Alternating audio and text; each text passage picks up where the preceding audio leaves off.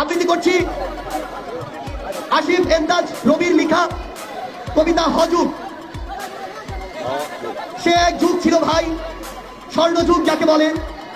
প্রত্যেক যুগের আলাদা আলাদা নাম থাকে, সেই যুগের নাম ছিল হযুগ। কি যুগ? সবকিছুতেই হ, উপরে নিচে ডাইনে বায়ে যেখানে তাকাবেন হ, হ আর হ।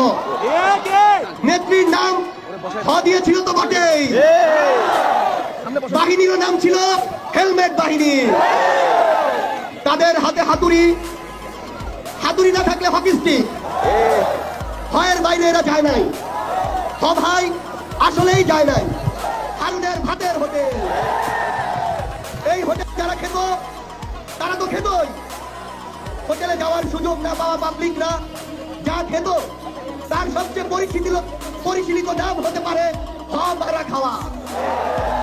কি হতে পারে?